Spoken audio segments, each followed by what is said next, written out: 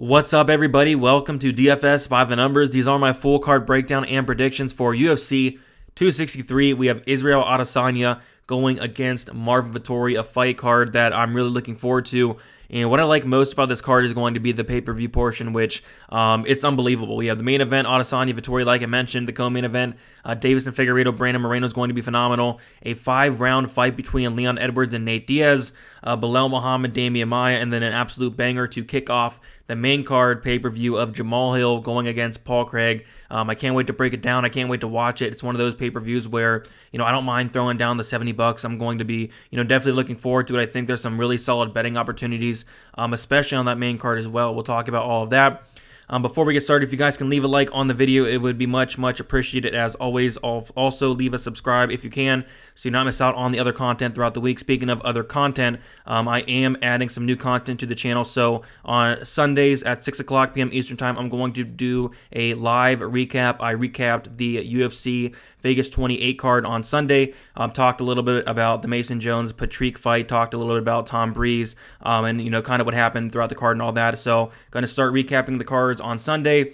Want to do it, the night of the fights, but don't want to do it at the same time because, for obvious reasons. So I think, Sunday's a better day for me to recap it. And then on Mondays is going to be my main event deep dive. It's already posted. If you've not seen it, go check it out. With Uncle Weezy, we go deep into the stats for the main event. So those are two new things that I'm adding. Also working on some new things as well. And it is a pay-per-view, so going to be doing some contests, going to be doing some giveaways. The first one's going to be the significant strike contest here between Israel Adesanya and Marvin Vettori. To enter the contest, first, leave a like on the video. Second, subscribe if you're not subscribed already. And then third, comment down how many significant strikes you think are going to go combined between Adesanya and Vettori in the main event. Whoever's closest will get $25. If there's a tie, it's going to go to the person that commented first. That's contest number one. Contest number two is going to be the DraftKings contest. Again, to enter, leave a like. Second, subscribe if you have not yet. And then third, comment down your DraftKings username. I'll get you in there. I'm able to get up to 200 people in there. We usually don't fill it for the most part, so feel free to comment your username. I'll get you in there as soon as possible. $25 the first there. Not much, just something to show thanks for all the support. And also just hit 11K, so, that's awesome. So might do, something else as well throughout the week. Okay. Also do want to shout out the Patreon. Had a ton of people sign up last week. Thank you guys so much for that. Tons of stuff on there. You got the advanced stats, the matchup template, all courtesy of Uncle Weezy. Brought that on there a couple months ago. People seem to really like that. Got the, early access to the bets, beat some live movement, betting breakdown videos, betting article, just tons more content, for $10 a month, $2.50 per week. It does help me out a lot, and I think it does provide a ton of value, to people that do choose to get on there. And then lastly, do want to shout out the live streams, 7 o'clock p.m. Eastern Time on Friday as always, and then 1 hour prior to the prelims on Saturdays as always as well. I'm not sure when the prelims start, but just know I'll be going live on my channel 1 hour prior. All right, with all that out of the way, I say we break down this card, which is a very good card, and we're going to start with a very bad fight, to be honest. We have Carlos Felipe going against Jake Collier. Felipe, very young, 26 years old. He's 6 foot, 75-inch reach. He is 10-1 and 4-1 in his last 5 fights. Jake Collier, 32 years old, 6'3", 78.5-inch reach, 12-5 and 3-2 in his last 5 fights. We'll take a look at the odds. We have Carlos Felipe open up minus 312, currently minus 165. Jake Collier open up plus 245, currently plus 145. So a ton of money is coming in on the Jake Collier side. Understandable. You take a look at the reach for Collier. He's going to have a 3.5-inch reach. He's going to have a 3-inch height advantage as well, which is kind of interesting considering this is a guy that used to fight at middleweight and used to fight at light heavyweight as well. So yeah, it's an interesting story with Jake Collier. So he fought at middleweight, years ago, moved up to 205, and then he took about a 3-year layoff. He took a 3-year layoff. Nobody really heard from him. We didn't know much about, what he's doing, what's going on. He shows up against, Tom Aspinall on a 3-year layoff, and he shows up at the weigh-ins, and everybody's like, man, who is this guy? This is not the same, Jake Collier. This is a different Jake Collier than we're used to knowing. Showed up very out of shape, and then he went on there against Aspinall, and Aspinall knocked him out in the first round. Made some really good money on that fight, and then he went and fought Jean Vellante, who, is probably the worst heavyweight on the current roster, to be honest. Went out there, and he looked good. he looked really good against Jean Vellante, but I think a lot of people are really overrating that win against, again, Jean Vellante, who, is not great. I'm not sure if he is still on the roster or if he retired or what's going on with him, but he probably should not be in the UFC, to be honest. So, yes, he did look good. He looked solid. He looked a lot faster than Vellante. He has very good kicks, but I don't want to overrate that performance against Jean Vellante. And then we have Carlos Felipe, who a lot of people thought he lost his last fight against Justin Tafa. According to the stats, he did outland Tafa in that second round, I do believe, and he definitely outlanded him in that third. But it was a close fight nonetheless. But still, again, going to a close decision with Tafa, it's not that impressive. And then he beat Yorgan De Castro. I believe De Castro was like a pretty big favorite in that fight as well. He was able to outstrike him 78-48. This is a crapshoot of a fight that I'm not really looking forward to. I'm gonna take Carlos Felipe.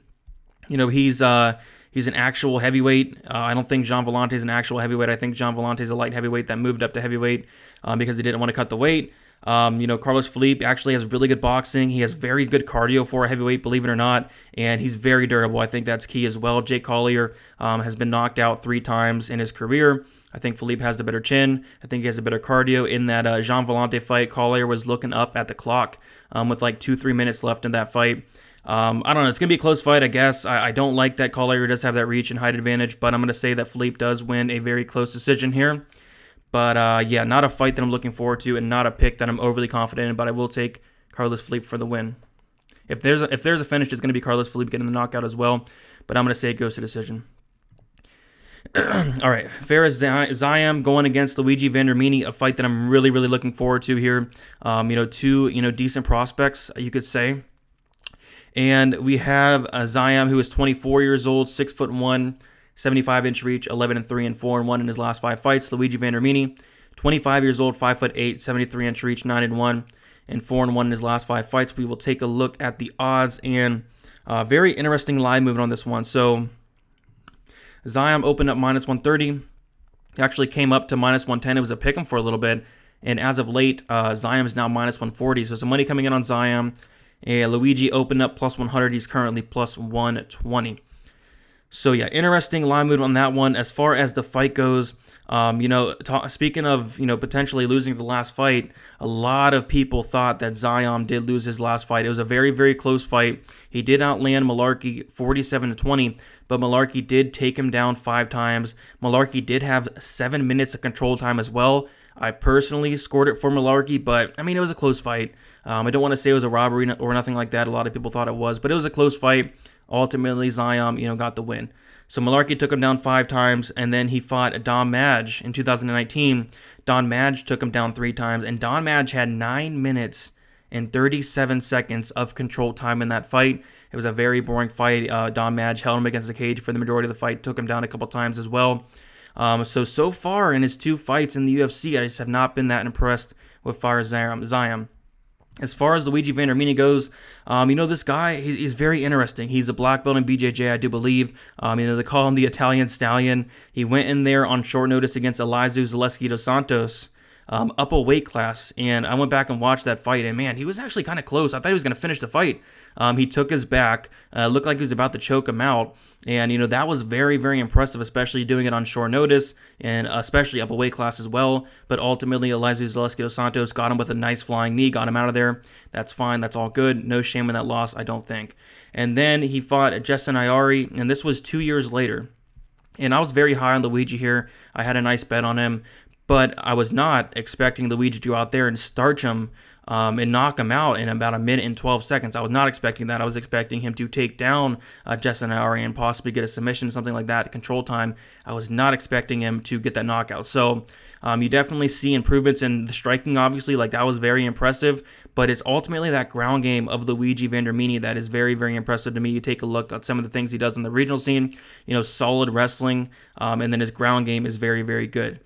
So, yeah, the line movement, is really, it's surprising me because I think that Luigi is definitely the side here. I think the striking, yeah, you definitely have to favor Ziam, but, Ziam's been taken down 8 times thus far in the UFC, and that's a huge red flag considering he's only fought 2 fights, and he's been controlled for like 15, 16 minutes total in 2 fights. Like, that's not good. And then you're going against a legit black belt in Luigi Vendramini. I don't know. I think Luigi closes the distance. I think he gets us down to the mat, and I think a submission is very, very possible. Ziam has been submitted not just once in his career, but Ziam has been submitted twice in his career. So, yeah, I mean, Luigi Vendramini, I think he's live for a sub here. I think he's live for a finish. 100% finish rate for Luigi Vendramini. Has some power, 55% by knockout, 45% by submission. I'm going to take Luigi here. I'm going to take him to win by... I'm going to say first round submission for Luigi Vendramini. Yeah, nice dog shot there, I'd say. Not going to pull the trigger on it yet. I'm going to see where that line goes. But, yeah, the line on this one's just weird. It's weird. I don't know. Maybe it's because of the size of Ziam. He's going to have a, 5 inches in height. He's going to have 2 inches in reach. Maybe that's why. But I don't know. I see Luigi getting this down to the mat and finishing it as well. But give me Luigi by submission. All right, Steven Peterson going against Chase Hooper. We have Steven Peterson, 31 years old, 5'10", 70-inch reach, 18-9 and 2-3 in his last 5 fights. Chase Hooper, 21 years old, 6'1", 75.5-inch reach, 10-1 and 4-1 in his last 5 fights. We'll take a look at the odds. Steven Peterson opened up -150, currently -120. Hooper opened up +120, currently +100. Which, I think these odds are fair. I think these odds are about correct. A little bit of money started coming on the Hooper side. Kind of expected that, I guess, just because of the hype on Hooper. But I do think that Peterson should be the favorite here, and I will talk about why. So we'll get into the stats a little bit. Not much of a sample for Hooper, a couple fight sample, but still I think the stats are, kind of relevant in this fight. Steven Peterson, he does land, high volume. Averages 4.65 significant strikes per minute with a 35% accuracy, but he does absorb 5.89 and has a negative significant strike differential of -1.24. Hooper lands 4.43 with a 45% accuracy, does absorb 3.95, and he does have a 38% striking defense compared to Peterson's 56. So, Hooper, you can see it, his striking is not that great. He's very hittable, not the best striking in the world. I give the striking advantage to Peterson. As far as the grappling stats go, and this is where it gets very important. So Peterson, good grappler himself. He is a brown belt, never been submitted in his career, does average 2 takedowns per 15 minutes, 28% accuracy, and he does have a very good 75% takedown defense. And then Hooper averages about 0.32 takedowns per 15 minutes. I believe he just has 1 in the UFC, and a 7% takedown accuracy, and has a 66% takedown defense as well. Like I said, I think all those numbers are very, very relevant to this matchup. And I kind of want to get into Hooper's last fight with Peter Barrett and some extreme red flags. So, man, Peter Barrett was looking good in that fight. As weird as it sounds, Peter Barrett was looking pretty good in the striking. I thought personally that Peter Barrett was up 2-0 going into the third. I'm not what sure other people think. I think some people thought that Hooper was up or 1-1 going to the third. I don't know.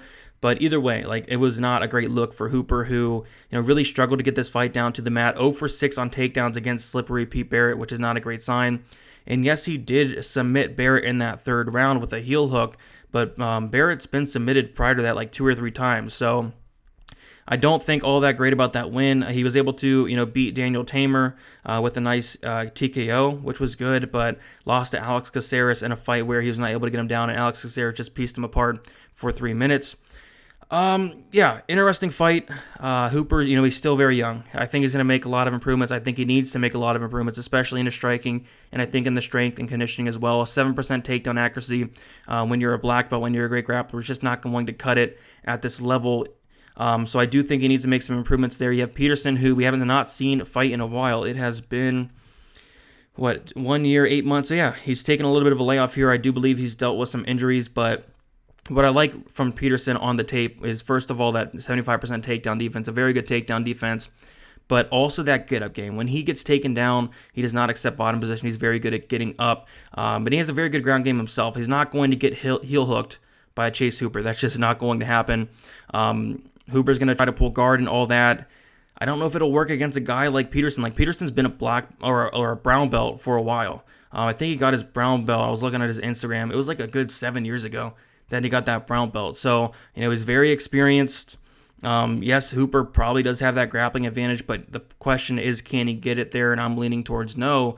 and if it's going to stay standing for the majority of the fight like I think it will, I really do have to favor Peterson, and honestly, a little bit significantly. I know Steven Peterson's not the best striker in the world, but I do favor him in the striking, quite a bit against Hooper here. And ultimately, I will take Peterson to win. I'm going to take him to win by decision. Hooper's very tough. He's very durable. I'm going to say that Peterson does pick him apart and win a 3-round decision here. All right, another interesting fight. We have Matt Frevola going against Frank Camacho. We have Matt Frevola, who is 20 or 30, just turned 30 years old, 5'9", 71-inch reach, 8-2-1, and 2-2-1 in his last 5 fights. Frank Camacho, 32 years old, 5'10", 73-inch reach, 22-9, and 1-4 in his last 5 fights. Yeah, it's weird. I thought Camacho was like 37 or 38. This dude just seems so much older than he is, like only 32 years old. That's just crazy to me. He's been fighting forever. But the matchup's weird. I don't really want to get into the stats and all that, but Frevola, very good wrestler. The striking's not the best. I do have some question marks about the chin. Getting knocked out by Marco Polo Reyes is definitely not a good look at all. We've seen him rocked, we've seen him dropped before, and the same thing can be said about Frank Camacho. The chin's a question, the durability is a question for Camacho as well. Camacho has been knocked out a massive 5 times. Camacho has been finished a massive 7 times out of 9 losses. So, interesting fight, kind of leaning Frevola on this one. Frevola is going to be the younger fighter. He's going to have the better gas tank. I think that gas tank's key, and he's going to have the wrestling. I do think he gets this down to the mat. Frank Camacho is a supposed black belt. We don't get to see that grappling all that often. 0 submissions in the UFC. I think he does have a couple submissions outside of the UFC, but we have not seen that ground game in a while. Actually, only has like a 9% submission rate. I think he only has like 2 submissions on his record, or 2 or 3. But either way, he's a black belt and all that, but I think Frevola is a good grappler himself. I think Frevola can take him down, stay out of trouble, and I think the gas tank's going to be key here. I think he's going to outwork Camacho, and honestly, Camacho, 1-4 in his last 5 fights. I believe the dude's like 2-6 in the UFC, something like that. He's just not great. He just drops the ball so many times. Getting knocked out by Justin James in his last fight was not a great look, especially considering James took that fight on very, very, very short notice. I remember Camacho was like, minus 300 in that fight as well, which is a bad look. Getting submitted by Beneil Dariush, it's, not the worst look in the world. Getting knocked out by Jeff Neal, not the worst look in the world. Decision loss to Drew Dober, not the worst look in the world. Losing to the Leech, not the worst look in the world. I mean, he's losing to, solid guys, but still, he's not, beating anybody. I mean, he beat Nick Hine. He beat Damien Brown. Those are his 2 UFC wins. Just not impressive to me. I'm not a big Matt Frevola guy, but I do think he wins this fight. And this very well could be Frank Camacho's last fight in the UFC. It'll be a very bad look to drop 3 in a row here, and he'd drop his last 6 out of 7 if he does lose this fight again. And I do think he does get the L here. I think Matt Frevola does win this fight. I'm going to say by decision, but I don't know, a finish could happen. Both these guys can be finished. We've seen Frevola knocked out before. Obviously, like I said, Camacho's been finished a million times. But Frevola is not really a knockout guy. Don't really see him submitting Camacho. So I'll go Frevola by decision. But I do think this fight's going to actually be pretty exciting. It's just, I don't know. I can't trust Frank Camacho. Give me Matt Frevola by decision here. All right, Pannie Kianzad going against Alexis Davis. We have Kianzad, who is 29 years old, going to be 7 years younger, 5'7", 66-inch reach, 14-5 and 4-1 in her last 5 fights. Alexis Davis, 36 years old, 5'6", 68-inch reach, 20-10 and 2-3 in her last 5 fights. I forgot to bring up the stats for the last fight on Frevola, probably because I'm not planning on betting it at all. But yeah, Frevola opened at -205, currently -210. Camacho currently +175. But back to this fight. We have, if I can find it, yeah. Kianzad opened up -250, currently -210. Alexis Davis opened up +190, currently +175. So some money is coming in on Alexis Davis, and there are some points I do want to bring up with this fight. So, first of all, I think the level of competition is, that's a big factor in this fight. We'll take a look at some of Alexis Davis's last couple fights. Lost to Viviane Araújo, in a fight that she actually outlanded Viviane 68-67, but Viviane was able to take her down twice. And then a fight against Jennifer Maia where she outlanded Maia 72-60. Took her down. I actually scored that fight for Alexis Davis, believe it or not, but it was a unanimous decision for Jennifer Maia. That's fine. It was a close fight. And then she outlands Katlyn Chookagian 70-62, takes her down. Chookagian makes her tennis sounds, all that. She gets the decision. That's fine. So, in her last 3 losses, she actually outstruck her opponents, but, all 3, pretty close fights. And then, other losses, Sarah McMahon, arm triangle, not a good look. He got knocked out by Ronda Rousey. So those are her last couple losses. And her last couple wins, Sabina Mazo in a fight that she was a pretty big dog.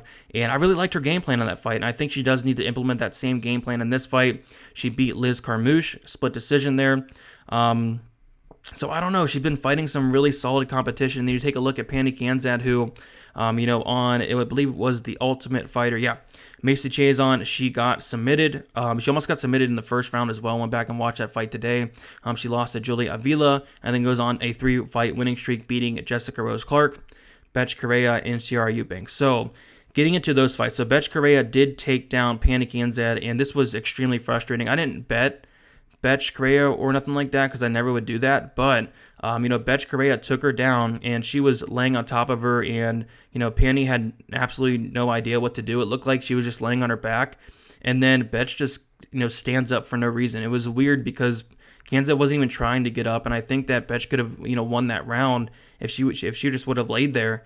But no, she just gets up, randomly, which was weird. I don't know if she bet on Kianzad or nothing like that, but I don't know, it was weird to me. And then you got Ciara Eubanks, who did take down Kianzad twice. She had 6 minutes and 33 seconds of control time. The thing with Alexis Davis is, she has a good skill set. She's a black belt in BJJ, I do believe, solid wrestling. But the problem with that is she doesn't go to the wrestling as much as I'd like. If I knew that Alexis Davis would come in here and, go for takedowns, often, early and often, I would, be betting her for sure here. And I'm going to actually pick Alexis Davis here to kind of implement, hopefully, that same game plan against Sabina Mazo, get this fight down to the mat. If she does, Alexis Davis has very, very good top control, a very, very good ground game. I think she can have a ton of success here. It's just she needs to go to those takedowns, early and often, or she's going to get pieced up on the feet. Simple as that. I'm going to take her. I think it's a really close fight. I really don't get the line. Maybe there's some hype on Kianzad. She is on a 3-fight winning streak. Alexis Davis, she is 36 years old, but I'll take Alexis Davis here to get the takedowns, get the control time, steal 2 of those rounds, and win a very close decision.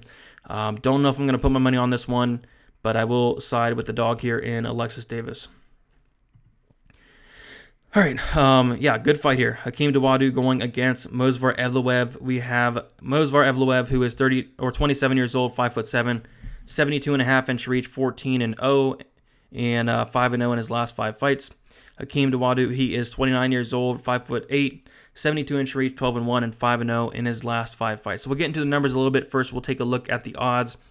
And Movsar Evloev opened up minus 245, currently minus 235. Hakeem opened up plus 185, currently plus 195. So, on paper, the line probably does look a little bit off. We'll get into the, the stats here a little bit. So both guys are pretty similar in the striking, believe it or not. Movsar Evloev does land 4.7 compared to Hakeem's 5.15. So slightly more volume for Hakeem, 47% accuracy for Hakeem as well, compared to Evloev's 44% accuracy. Both guys have, solid, significant strike differentials. Evloev is positive 1.87, very good. Hakeem's is positive 2.84, extremely good, and both guys have good striking defense. Evloev, 64% striking defense, and Hakeem is 63. So a lot of people think of, Evloev as this, really good wrestler, really good grappler, and he is that. But he's also, a really good striker as well. Like, I'm really impressed with his striking. It's very good. Lots of volume, great striking defense. I'm impressed. I think he's well-rounded, great cardio as well. Getting into the grappling stats, Evloev does land 2.75 takedowns per 50 minutes with a 37% takedown accuracy. And Hakeem has no takedowns, and he does have an 85% takedown defense. So Hakeem does have a very, very good takedown defense, but he can be taken down. We've seen it happen a few times in the UFC. As far as Evloev goes, people are really crap on the guy for his last fight against Nick Lentz because he went to the split decision with Nick Lentz. I don't know in what world, any judge or any person can score that fight for Nick Lentz. I don't know how anybody could do it. Movsar Evloev clearly won that fight. You could argue that the first round went to Nick Lentz with the submission attempts and all that. But in that first round, Evloev, both guys had 7 significant strikes apiece. Evloev did have 3 minutes and 22 seconds of control time. Yes, Nick Lentz had a ton of submission attempts that probably did win him the round, but I just don't see how anybody can argue, the next round for Nick Lentz. I mean, Movsar Evloev clearly outlanded him 28-20 in the significant strikes, 34-20 in the total strikes.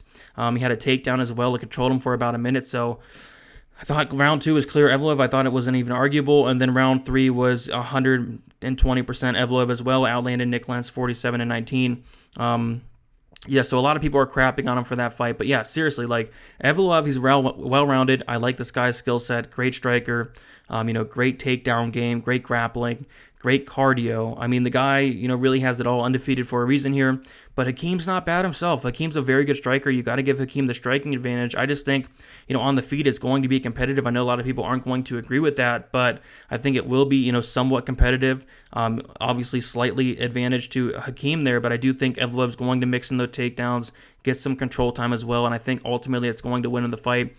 I see why people are taking the shot on Hakeem. This should be, somewhat of a close fight, but I'm going to say that the takedowns and the control time does edge out the win for Movsar Evloev. Not going to be something I parlay or nothing like that, but I do pick him to win here by decision. All right, Joanne Calderwood going against Lauren Murphy. We have Joanne Calderwood, who is 35 years old, 5'6", 65.5-inch reach, 15-5 and 3-2 in her last 5 fights. Lauren Murphy, she is 37 years old, 5'5", 68-inch reach, 14-4 and 4-1 in her last 5 fights. Murphy's 37 years old. That's pretty crazy there. She's going to have a 2.5-inch reach and a 1-inch reach disadvantage. I guess I'll go into the stats for this fight, but first we'll take a look at the odds. Calderwood opened up -115, currently -145, and Murphy opened up -115, currently +125. So somebody's coming in on Calderwood, and honestly, as expected. So I'll go through the numbers real quick. I don't want to talk about this matchup too much, but Calderwood does land 6.59 significant strikes per minute, which is an absolute ton compared to Murphy's 3.8. Murphy also has a nasty 38% striking accuracy compared to Calderwood's 49%. And Calderwood does have that positive significant strike differential of 2.19, extremely good. Murphy does have a negative 0.02, which is not good. So clear striking advantage to Calderwood. The volume is huge. I like that positive strike differential compared to Murphy's negative strike differential. So volume, Calderwood, striking Calderwood. So you give the striking to Calderwood. As far as the grappling stats go, and this is where I kind of get worried. Calderwood does land 1.8 takedowns per 50 minutes, has a 55% takedown accuracy, very good. What I don't like is that 58% takedown defense, and ultimately that's why I'm not betting on this fight. Murphy does land about a takedown per 50 minutes, 37% accuracy, 70% takedown defense. So on the feet, I think Calderwood, really rolls here. I just have concerns of, what happens if Murphy gets us down to the mat. What happens if Murphy gets control time? Does Murphy, steal a round? Does Murphy steal 2 rounds with that control time? I don't think she's going to do much with it, but, those are my concerns. I'm going to pick Calderwood to outstrike Murphy throughout the, duration of the fight, 15 minutes. Maybe Murphy gets a takedown or 2. I think even Calderwood can get takedowns here, but ultimately she's probably going to want to keep this on the feet and just outstrike Murphy. I think she has a significant advantage on the feet there, but I just have concerns of, what happens if Murphy, takes down Calderwood, lays on her, steals a round or 2. I feel like this could be like a split decision that I really don't want anything to do with. But I'll take Calderwood. I think Calderwood, honestly, is the much better fighter. It's hard to trust her. It's hard to trust her. I've got burned by her more than once. I don't want to get burned by her again. And I do feel like this fight can play out somewhat competitive, but I will ultimately take JoJo Calderwood to win by decision, not a fight that I'm overly looking forward to. All right, interesting fight here. We have Eryk Anders going against Darren Stewart, and this is a fight that we've seen before, which makes this fight very interesting to predict. So, Eryk Anders is 34 years old, 6'1", 75-inch reach, 13-5, and 2-3 in his last 5 fights. Darren Stewart is 30 years old, 6 foot, 74-inch reach, 12-6, and 3-2 in his last 5 fights. So I'm assuming, most people know what happened in the last fight, but basically just to sum it up, Eryk Anders hurt Stewart really bad, started dominating him, just about got him out of there. I thought the ref, could have potentially stopped it. I thought he was about to stop it, and then ultimately there was an illegal knee. Darren Stewart says that he can go on. The doctor says no, fight's over, and I picked Darren Stewart in that fight. I did not bet it, but I did pick him. So I was, technically not wrong in it because there's a no contest, but I was wrong there. So it's just an interesting fight because we literally just saw what happened, but I don't think it's that simple. This fight is going to be at 205 pounds. This is going to be at light heavyweight. The last fight was at 185. So I don't know, what's up with that move up to weight. Is it because this fight's on somewhat short notice? That could be it as well. I don't know. But Eryk Anders is just somebody that I cannot trust. Sometimes he shows up. Sometimes he doesn't show up. And his fight IQ is just something that I really can't put my money on. I thought for sure, I saw the line right there. Minus 138 for Eryk Anders. And he's currently minus 150. And Stewart's plus 130. I thought for sure I was going to have a bet on Eryk Anders, but after taping it, I don't know. I watched their fight back. Stewart's actually having a little bit of success in that first round, and then Anders hurt him. I'm curious, what would have happened if Anders was not able to hurt Stewart in that first round? The fight could have been very well different because Stewart was having success early, and then you got the weight move up to 205. It just seems like a sketchy spot. It seems like a line that's too good to be true here. But anyway, Eryk Anders. The fight IQ is not that great. I think he should, go for takedowns here, as he did try to in the last fight. I think he did he got down Darren Stewart 3 times. Remind you, he was, hurt when he got those takedowns, I do believe, but still, 3 takedowns nonetheless. Darren Stewart does have a poor 65% takedown defense. He's been taken down a ton in the UFC. I'll take Anders. I'll take him to, hold Stewart against the cage, get takedowns here and there, but this fight can be very close. This fight can be very, very close. I mean, I question the fight IQ of Eryk Anders at sometimes. I cannot bet on the guy, but I do think he wins. I do think I'm just looking at some of his past fights. I'm like, man, I don't know. Getting outstruck by Gerald Meerschaert was interesting. He got outstruck 72-64 against Gerald Meerschaert. I thought Meerschaert, won the fight. They gave it to Anders, which interesting there. Against Krzysztof Jotko, got outlanded 66-41. We all remember the Khalil Roundtree beating where he got knocked down 3-4 times, got outlanded by Roundtree 79-16. He got outlanded by Elias Theodorou 92-65. I can't bet this guy, man. I can't do it. Yes, he probably does win. But my goodness, looking at his record is just giving me horrible flashbacks, to be honest. But I'll take Eryk Anders. We already saw the fight. I do think he wins again, but I don't know. Seems like a trap to me. I smell a trap. Everybody's going to be betting Anders. I'm sure nobody's going to be picking Stewart, and the line is this close. It seems sketchy to me. The weight, going up weight class seems sketchy to me as well. I'll take Anders, but I don't feel great about it. So give me Eryk Anders. I'm going to take him to win by decision. Darren Stewart is very durable. I don't think he's been knocked out. No, he's not. Darren Stewart has never been knocked out. I'm going to take Anders to win by decision. All right, next we have a very fun fight. This could be fight of the night. I think it has potential to be fight of the night here. We have Drew Dober going against Brad Riddell.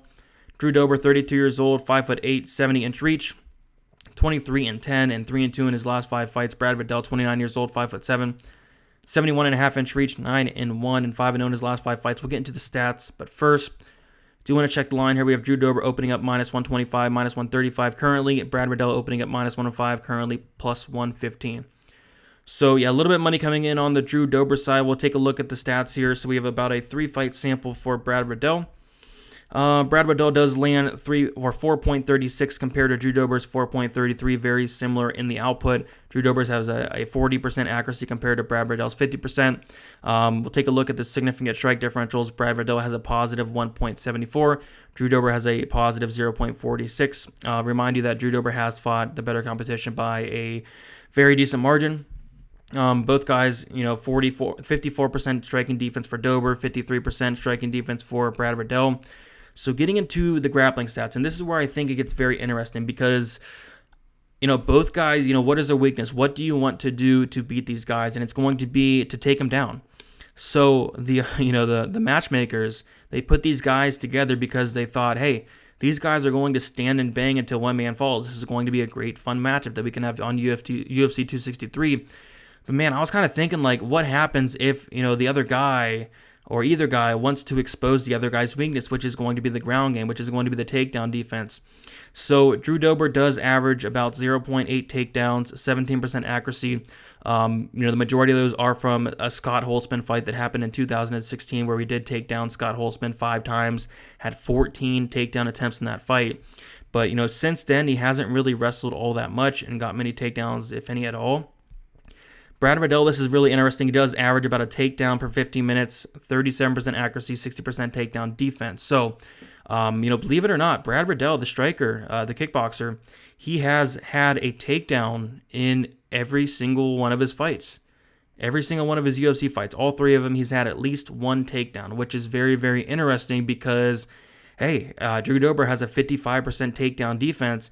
Drew Dober has a massive hole in his game, and you take a look at Brad Riddell's Instagram, you see pictures and you see videos of him, working on that wrestling, man, and you hear interviews saying he's working on that wrestling. So I think an interesting aspect of this fight is, hey, maybe Brad Riddell does get his 4th takedown in a row, in 4 fights in a row, and that's very likely in this fight against Drew Dober, who, does struggle with the ground game. So, on the feet, though, yeah, it's close. It's very close. I got to favor, I don't know, man. Brad Riddell probably has a better cardio, probably slightly better output. I think as the fight goes on, Brad Riddell is probably going to have the advantage. It's just, Dober is a very good striker himself. Close fight. I'll take Brad Riddell to win. I think this first, round and a half, 2 rounds are going to be close, but I do think Brad Riddell is going to win that 3rd round. And I think an interesting aspect, and don't be surprised, don't be shocked if Brad Riddell does get a takedown or 2 in this fight. Like I said, he's been working on that ground game, working on that wrestling, and he's got a takedown in every single one of his UFC fights, so why can't he do it in a fight that, Drew Dober has a glaring massive hole in his game, and that's the takedown defense. You got to think that they do come up with a good game plan and get Dober to the ground. On the flip side, does Dober go for takedowns? I don't know. But ultimately, I will side with Brad Riddell. Close fight. I know a lot of people are going to be on the Dober side, and I get it. He has fought the much better competition. He's much more proven. But Brad Riddell, he's the younger guy. I think he has the better cardio, the better output. And I think, takedowns are somewhat likely in this fight as well. But I will take Brad Riddell in a very close fight. I'll take him to win by decision. All right, so we're going to get to the pay-per-view portion of this card. And yeah, like I said earlier, this is a pay-per-view that I do not mind paying the $70 for. It's phenomenal. Every single fight. I mean, I'm not thrilled about the Belal Muhammad Damien Maia fight, but it's a solid fight. All right, so we'll take a look at this main card opener. We have Jamal Hill going against Paul Craig. We have Jamal Hill, who is 30 years old, 6'4", 79-inch reach, 8-0. Excuse me, 8-0, and obviously 5-0 in his last 5 fights. Paul Craig, 33 years old, 6'3", 76-inch reach, 14-4, in 1 and 3-1 in his last 5 fights. We'll take a look at the odds, and Jamal Hill is one of the biggest. Is he? Yeah, he's the second biggest favorite on the card. Open at -300, currently -280. Paul Craig opening up +240, and +240 as well here. So we'll take a look at the matchup, and it's a very interesting matchup. We have Paul Craig, who I think a lot of people, sleep on. A lot of people think he really sucks. He's an underdog in just about every single one of his fights. People don't think he's good, but we got to admit, his striking is getting better. It's still not great, but it is getting better. I mean, I don't want to get into the stats all that much, but we can get in there a little bit. Paul Craig does have a 49% striking defense, believe it or not. So does Jamal Hill. But what I like about Jamal Hill is going to be the volume. It's going to be the cardio. The guy averages 8 significant strikes per minute, just about 52% striking accuracy, and he has a significant strike differential of positive 4.75 for Jamal Hill. That's phenomenal. But then we get to the grappling stats, and this is where it gets very interesting. So Paul Craig does average 2.11 takedowns per 15 minutes, 26% takedown accuracy. And that was a lot worse, I do believe, before he fought Shogun. He took down Shogun a decent amount of times, but I remember his takedown accuracy was in the teens, but it did improve a little bit. Since then, 55% takedown defense from Paul Craig. And the thing that worries me about Jamal Hill in this matchup is that 53% takedown defense. And we'll kind of talk about that 53%. So the Darko Stosic fight, it's a fight that I cannot get out of my head. It happened. He took down Hill 6 times, and he only had 2 minutes and 19 seconds of control time. So Hill was able to get up, fairly easy from a lot of those takedowns. But I just have concerns of, what happens if Paul Craig gets you down once, even once. That can be very bad news. Paul Craig is a legit grappler. You do not want this dude on top of you in any fashion. And yes, you can get up from Darko Stosic, but can you get up if Paul Craig does get you down to the mat? So after the Stochik fight, we thought, hey, this guy potentially has some holes in that takedown defense. Goes against Clinston Abreu.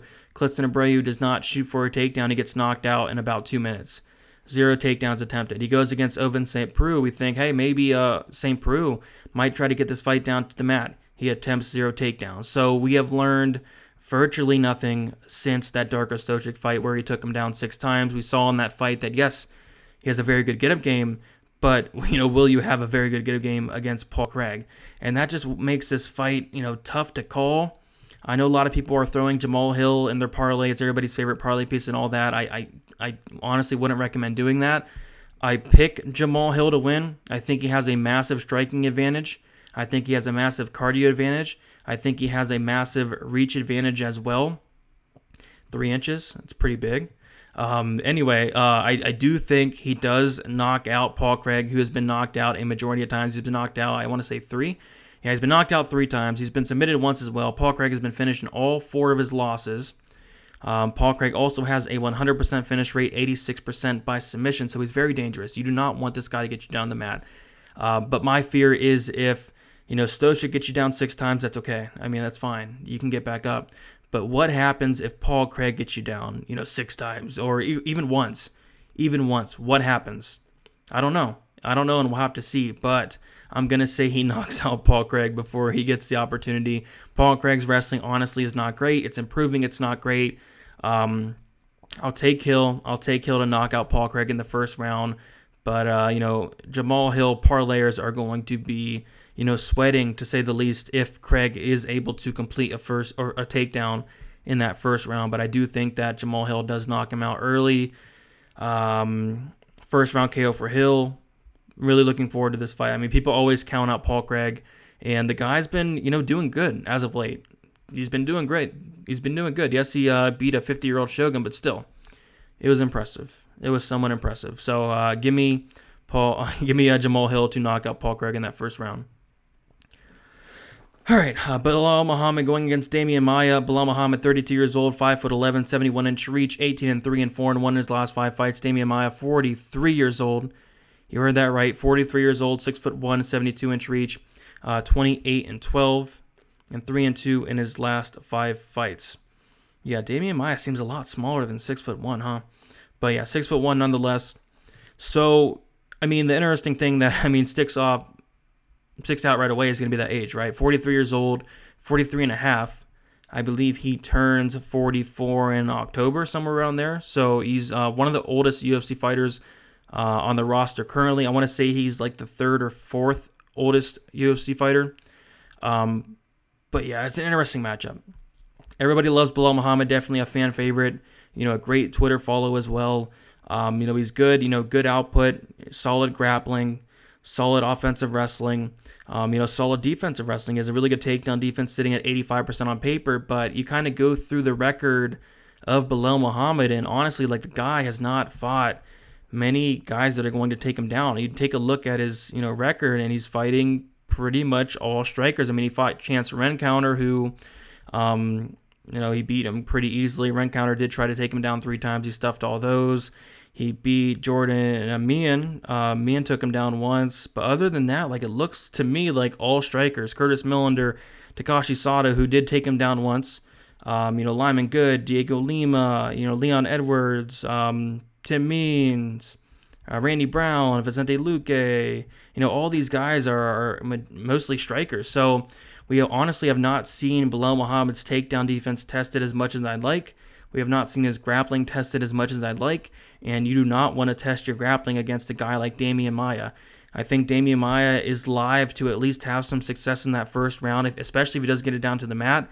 I'm not saying he submits Belal Muhammad, who's a great grappler himself, but you do not want Damien Maia on top of you. So I have concerns about that, but he's 43 years old. He's 43 years old. He's about to be 44. I do see past the victory for Damien Maia. But you got to favor the output to Muhammad. You got to favor the volume, or same thing. You got to favor the cardio to Muhammad by a really significant margin. The age goes to Muhammad by a really significant margin. I'm going to take Muhammad. I just don't feel all that great about it. I would like to see more tape on him, defending takedowns, more tape on him, on his back. There wasn't much out there. I mean, Takashi Sato took him down recently, was able to hold him down for 20, 30 seconds, but you look, there's not much else. So, yeah, could be a little iffy in that first round, but I think if Maia does get him down, I want to say that Muhammad does survive, or even, stuffs those takedowns early on. I think Muhammad does win this 29-28, or even like a 30-27. If Maia was like 40, honestly, I'd probably take him here. But the dude's like 43 years old, about to be 44. I don't know. I'd be kind of surprised if he did get it done. But we'll have to see. On paper, Muhammad's takedown defense is phenomenal, 85%. It just has not been tested as much as I'd like it to be. But I'll take Muhammad. We'll take a look at the odds here, and Muhammad is minus 225, open up minus 270. Maia open up plus 210, currently plus 185. So some money's actually coming in on Maia, which is understandable. I mean, this fight is it's interesting. I think it could play out somewhat close. I'm not the biggest Belal Muhammad guy, but it's just the age that's really scaring me away here. 43 years old. I just don't see it. So give me Belal Muhammad to win by decision.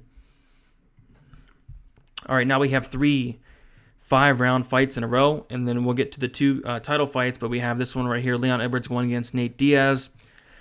Leon Edwards, 29 years old, 6'2", 74-inch reach, 18-3, and 5-0 in his last 5 fights. He did have that the no contest against Belal Muhammad, where he cut Belal Muhammad's eye very, very bad. Nate Diaz, 36 years old, 6 foot, 76-inch reach, 20-12, and 3-2 in his last 5 fights. We'll take a look at the odds here, and Leon Edwards is the biggest favorite on the card by a significant margin. Open at minus 440, currently minus 550. And Diaz opened up plus 350 and currently plus 425. So, yeah. I mean, I'll keep it short. I like Edwards here. He's going to be the younger fighter by 7 years. I think Diaz is, more than past his prime. He did not look all that great at all against Jorge Masvidal. I think Edwards has a significant advantage on the feet. I think the bigger cage does favor a guy like Leon Edwards as well. I think Edwards is very well-rounded, a very good striker. I think he can get takedowns in this fight as well if he needs to. I don't know if he will or not, but, Diaz has like a 42% takedown defense, so I can see Edwards, taking him down at times, mixing in those takedowns, staying safe on top, not getting subbed. I can see that happening. 5-round fight, it's interesting, but we've seen Edwards go 5 rounds, I believe, 2 times in his career, and I was really impressed against Rafael Dos Anjos, and that kind of really opened my eyes about Leon Edwards, and I do think this guy's legit. Kind of a story of, I think one guy's, past his prime in Nate Diaz, and another guy is right in his prime in Leon Edwards. I think Edwards has a lot of upside, better striking. I think he can get some takedowns, mix him some takedowns. I think, I'd be shocked to see Diaz take down Edwards. Edwards has a very good takedown defense. And I don't know, I think Edwards wins. It's just, how does he win? Does he win by decision, or does he win by knockout, or maybe like a cut stoppage? We've seen a cut stoppage last fight against Diaz, against Jorge. Like, this guy, Diaz, like, he gets cut open in, a ton of fights. So I can see like a cut stoppage situation. But Diaz is very tough. But I don't know if that durability is still there. He was getting hurt a couple times against Jorge. I remember Jorge hurt him to the body at a time. I remember he rocked him as well. I'll take Leon Edwards. I'm actually going to take him to win by some type of finish, whether it's a cut stoppage or something like that. But I'll take Edwards inside the distance by, I'll say cut stoppage. But yeah, Edwards should win this fight. I mean, I'm glad to see Diaz back in there, but man, 36 years old, has taken a ton of damage throughout his career. The guy's been fighting forever, 32 fights on his record. I'll take Leon Edwards for the win here by TKO. All right, next we have the co-main event. We have Davis and Figueiredo going against Brandon Moreno, the flyweight championship, the rematch. The first one ended in a draw, but we do have to get into that fight. But first, we'll take a look at the stats here. So Figueiredo, he's 33 years old, 5'5", 68-inch reach, 20-1-1 and 4-0-1 in his last 5 fights. The last draw coming against Moreno. Moreno, he's 27 years old, 5'7", 70-inch reach, 18-5-2 and 3-0 and 2 in his last 5 fights. So Moreno's going to have a 2-inch height advantage and a 2-inch reach advantage as well. We'll take a look at the odds. Davis and Figueiredo is, if I can find it, he opened up minus 245, currently minus 230.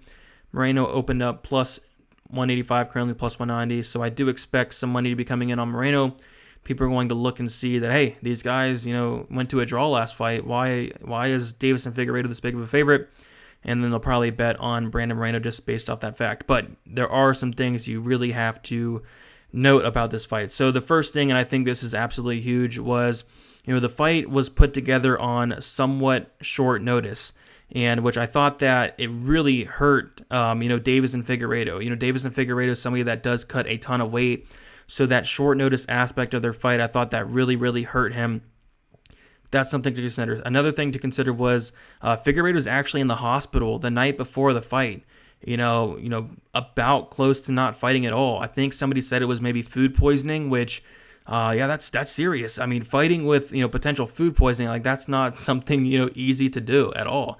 So that's something to consider. And then after the fight, he went back to the hospital, I do believe, as well. So the dude fought a 5-round war, going to the hospital the night before on the verge to not even fight. So that's crazy. That's insane to me. And then we look into the fight itself. I personally, scored it for Figueiredo. The point, he lost a point. I think the draw was fine. I thought the draw was fine. That's okay. But, he would have won if a point was not taken away. That's something else to consider in the fight. He lost a point. So those are 3 important factors about this fight that, many people probably don't even know about. And as far as the fight goes, so it's the rematch. I do like that Figueiredo did take some time off. I like that for him. I did like that he did take some time to prepare. I heard in an interview with Brandon Moreno that Figueiredo actually turned down the fight for, I think it was like UFC 261. And I like that. I think he used that time. He needed some time off. He needed some time to prepare, and I like that for Figueiredo. He needs to. He needs some time. I didn't like when he took the fight on somewhat short notice. I like him having a lot of time to prepare for this fight here, and that's what he did. So the striking is going to be competitive. I think the numbers, especially in the numbers, it's going to be very competitive as the first fight was. But the big difference is that power. One guy has a ton of power, and Davis and Figueiredo. I think that's really going to, catch the eye of the judges. Moreno's tough. Moreno's tough though. He's very tough. Moreno's never been knocked out in 25 fights. The guy has a chin on him. I don't know if Davison's going to finish him or nothing like that, but if anybody was to finish Brandon Moreno, it's going to be Davis and Figueiredo. Moreno had some success in the takedowns. He was not able to hold Figueiredo down for all that long. Figueiredo has a very improved, get-up game. I just see it being on the feet for the majority of the time. Moreno probably mixes in a takedown here and there. I don't see him doing anything with it on the feet. Like I said, the strikes in the numbers and all that's going to be competitive, but Figueiredo is going to be landing the much harder shots, the much more eye-opening shots. I went back and watched that fight, and I could not, believe the commentary. Joe Rogan said that Figueiredo was hurt at least 10 times in that fight. I was like, dude, what are you talking about? He was like, he's hurt, and Figueiredo was just, normal, not even hurt at all. So I don't know. Went back and watched that fight. I did score it for Figueiredo. I think the point taken away, I think the draw was fair. But if that point that was taken away never happened, Figueiredo would have won that fight. So hopefully he doesn't lose a point again this fight, but still, I'm going to take Figueiredo here. With all things considered, the short notice of last fight, the possible food poisoning in the hospital the night before, going to the hospital after the fight, and then the point taken away. I think those are all, 3 major things to consider, and I will be taking Davis and Figueiredo to win. I'm going to take him to win by decision, but a finish definitely would not surprise me. The guy has insane power.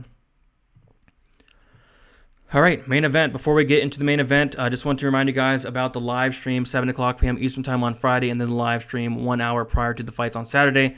And then the next live stream on Sunday, going to be recapping this card. Hopefully everything worked out. Hopefully it was good, and hopefully made some money as well along the way. So we'll get into this fight. So I did go deep into this fight on my video on Monday, a deep dive. You can go check that out if you have not yet. With Uncle Weezy, went deep into the stats. So I'm not going to go deep into the stats here, but we'll get into it a little bit. So Adesanya, 31 years old, 6'4", 80-inch reach, 20-1 and 4-1 in his last 5 fights. The one loss coming up a weight class, light heavyweight, to Jan Blachowicz. No shame in that. We'll talk about that fight a little bit. But Vettori, 27 years old, 6 foot, 74-inch reach, 17-3-1 and 5-0 in his last 5 fights. Adesanya, 4-inch height advantage and a 6-inch reach advantage. That is huge. And we'll get into the odds here. So Adesanya opened up minus 240, currently minus 260. Marvin Vettori opened up plus 180, currently plus 220. So Yeah, I don't know what's going to happen with this line. I don't know if more love will come in on the Adesanya side. And I'll be honest, like first look, I thought I was going to be taking a dog shot on Vettori. After digging into the tape, I think I'm going on the other side. I think I'm going with Adesanya. So, like I mentioned, the 6-inch reach advantage, I think that's absolutely huge. A lot of people are talking about their first fight. A lot of people are saying that, Vettori won that fight. And if you think that he won the fight, I honestly don't know what you're looking at. I went back and watched it a couple times, and I scored it for Adesanya 2-1 every single time. Like, I don't really think it was close. Some people even scored it, 30-27 for Adesanya as well. I honestly wouldn't even argue that. But to score it for Vettori, I just don't get that. And guess who scored it for Marvin Vettori? None other than Chris Lee. So we got to take that into consideration. But yeah, the first fight, it was somewhat close, but Adesanya clearly won that fight. So we have this fight now. It's an interesting fight. I was thinking, I don't know, but Marvin Vettori, great grappler, solid wrestling. He was able to take down Kevin Holland, set a takedown record in the middleweight division, 11 takedowns against Kevin Holland, and that's good, that's fine. But we got to remember, like that's Kevin Holland. That's Kevin Holland. He's taken down 11 times. You're not going to do that to Adesanya, who actually has a very good takedown defense. Adesanya has an 85% takedown defense, which is just phenomenal. And let me double check. 82% takedown defense, which is phenomenal. And what I like about Adesanya compared to like a Kevin Holland is that he does not accept bottom position. And when he gets taken down, he works his way back up. And unlike Kevin Holland, who just lays there and lets his opponent get 20 minutes of control time. And yeah, that's right. Vettori got 20 minutes of control time on Kevin Holland. So what it comes down to it for me is going to be, I think the striking is an important aspect. I think Adesanya on the feet is going to have a significant advantage. Marvin Vettori, yes, his striking has been improved, but you got to favor Adesanya by a significant margin. The bigger cage, I know people don't like hearing this, but the bigger cage is going to favor a guy like Adesanya, somebody that's going to want to move around, somebody that's going to want to stay on the outside. It's going to clearly favor Adesanya there. I do think Vettori will have success in this fight. I don't think it's going to be, completely Adesanya. Adesanya's going to walk through him. Nothing like that. If this was a 3-round fight, I would probably be taking the dog shot on Vettori, especially at those odds. But the problem here is that it's going to be a 5-round fight, and I do think that favors Adesanya. So a point that I mentioned on my Monday breakdown video is going to be, how taxing on the cardio is, going for a takedown, putting all your energy into getting a takedown and not getting it. We saw it a couple times on the last card with Yusuf Zalal. Attempted 17 takedowns, got 2 of them. We saw how tired he was. Very, very tired. A guy that's, well conditioned at a great camp. He was exhausted. And then we saw Jordan Levitt attempted a ton of takedowns in that first round, kind of gassed out after that. Like, not being able to complete those takedowns is exhausting. And, even going for takedowns and getting them against like Kevin Holland, Vettori was exhausted. And he's one of those guys where, yes, he can get tired, he can push through it, but I don't know if it's going to work against a guy like Adesanya. I can see Vettori getting takedowns here and there, but it's going to have a lot harder time of holding down Adesanya than he did against, say Kevin Holland, guys like that. He was able to take down Kevin Holland. He was able to take down, Cesar Ferreira. He was able to take down Carl Roberson. Adesanya is not Kevin Holland or Carl Roberson. It's a tough fight to call. It's a tough fight to call. I think the first couple rounds will be very competitive, but I think as the fight goes on, I don't know if Vettori has the cardio to continuously wrestle for 25 minutes. I just don't see it happening. And if it's on the feet, it's Adesanya all day. So I'm going to pick Adesanya to win. I'm going to pick him to win by decision. Marvin Vettori has an insane chin. The guy is durable, very durable. 21 fights, has never been knocked out, and I don't even think he's ever been knocked down. But could Adesanya knock him out? Maybe. I think if he knocks him out, though, it's going to be because of fatigue. But Vettori is tough as nails. But yeah, I'm going to say Adesanya, gets the better of the striking. I think Vettori does have some success early in getting takedowns, but I think Adesanya is going to definitely make him work. I think he's going to get up. I think he's going to stuff a lot of those takedowns. And when Vettori does not get those takedowns, I do think that's going to, take a toll on his cardio. I think as the fight goes on, he's going to slow down. And I think Adesanya is going to start having more and more success as the fight goes on, winning, at least 3 of those rounds, maybe 4 of those rounds. I think Vettori will take a round or 2. I do think he will, with the wrestling, with the control time. But as the fight goes on, I do got to favor Israel Adesanya. So this could be maybe like a good live betting situation where, maybe Vettori does have some success early. But I think as the fight goes on, I do think Adesanya does take over and win those last couple rounds there. It's going to be Israel Adesanya by decision. Whew, that was a lot. 14 fights, tons to talk about. Kept it around an hour. So, yeah, that's about it, guys. If you do want to check out the Patreon, I have 3 or 4 bets posted, including a max bet. It's going to be my first max bet of the year. I don't know if you guys would be able to tell from any of the breakdowns, but my first max bet of the year went 2 for 2 last year. Hopefully, go 1 for 1 this year. I had my biggest bet of the year last week against Mason Jones. We all know what happened there, but hopefully, none of that happens this week. But yeah, you can sign up on the Patreon, have a lot of stuff going on there, the betting breakdown videos, the betting article, the models, the fighter stats, the advanced stats, matchup template, just tons and tons of extra info. The access to Discord as well. The Discord's really been popping lately also. So check that out, $10 a month, $2.50 per week. We have the contest going on. Comment down your significant strikes. Comment down your DraftKings names. I'll get you in there as well. And then also leave a like on the video and also subscribe if you're not subscribed already. And I do want to say thank you for 11,000 subscribers because I've done it without you guys. And yeah, that's all I have. So thank you so much for watching. If you're still here, shout out to you. It's a long video. Appreciate it. Should be some timestamps. So hopefully that helped out a bit as well. And yeah, that's all I got. So that's about it, guys. See you Friday for the 7 o'clock p.m. after weigh-in live stream. See you.